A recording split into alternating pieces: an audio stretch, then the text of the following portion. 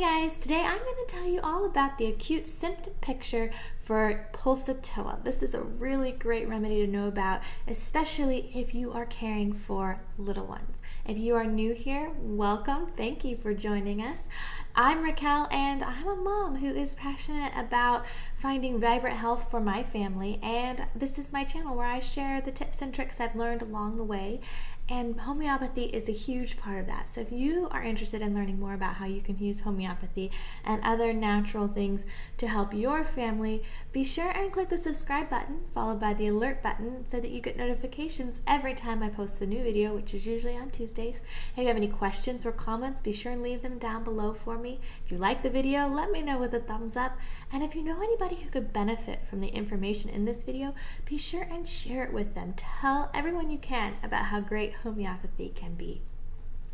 As always, the information in this video is not intended for medical advice. If you ever have any questions, be sure and contact the proper health professional.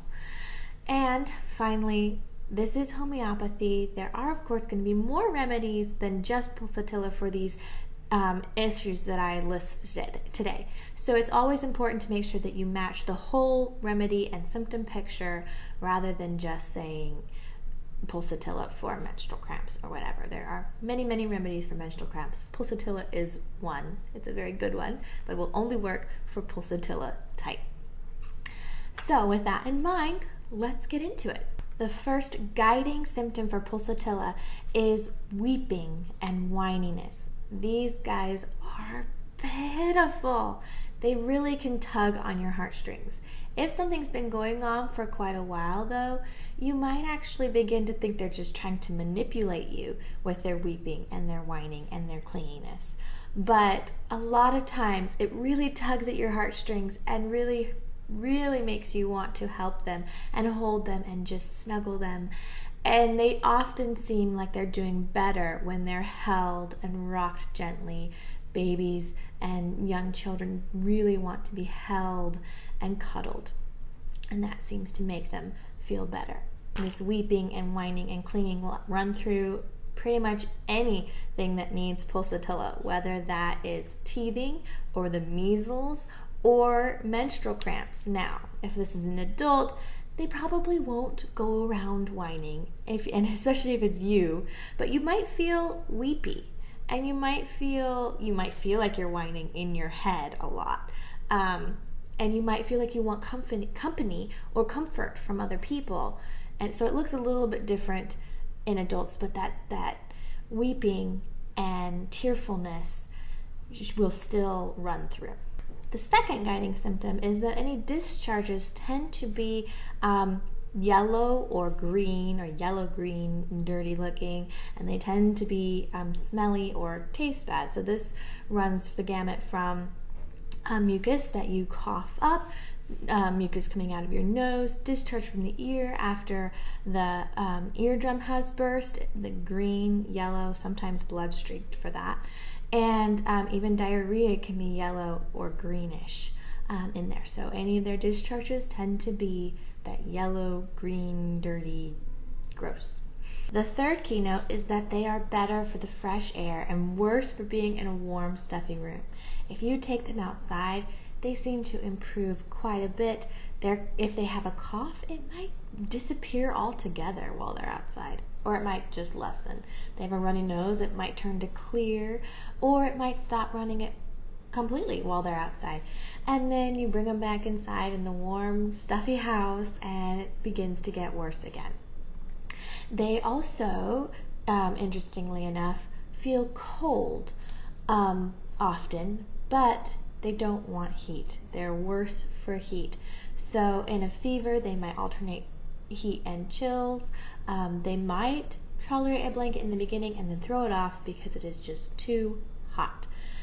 Pretty much anything to do with pulsatilla is going to be worse for heat, better for fresh air. The final keynote is changeability, whether that is mood or physical symptoms. So they might alternate, seeming to be perfectly fine, playing by themselves, and then becoming whiny and weepy and clingy for a while. And that's one of those things where they pull on your heartstrings first few times, and then you feel like they're just starting to manipulate you. they may actually be having some changeability and some real symptoms going on in there.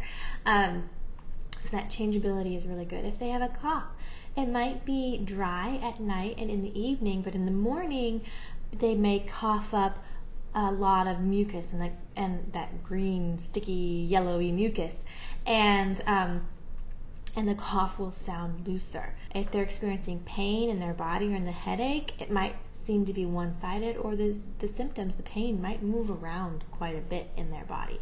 If they're dealing with some sort of gastro illness, it may seem as if no two stools are the same, that it just is constantly changing up. And then if their nose is runny, it may be thick and yellow running green mucus during the day and then get blocked and stuffed up at night with no running. That kind of changeability is really common. And then one final thing to note is they're usually thirstless. You're going to have to be after them a little bit to drink, especially if they have a fever. You're going to have to do a little cajoling to get them to get any fluid in them.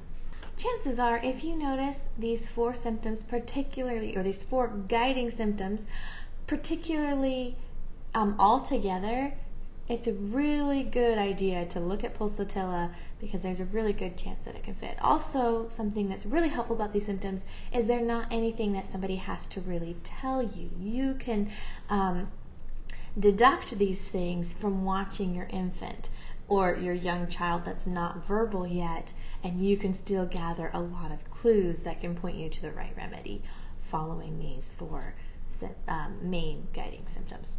Pulsatilla is helpful for a huge range of issues, from coughs, cold, flu, ear infections, chicken pox, mumps, measles, even menstrual issues, especially those that have headaches that come on at the onset of the menstrual period. Those can be really intense headaches, and if there are other Pulsatilla symptoms, it's a really good chance that this is the remedy that you need to help you get through it.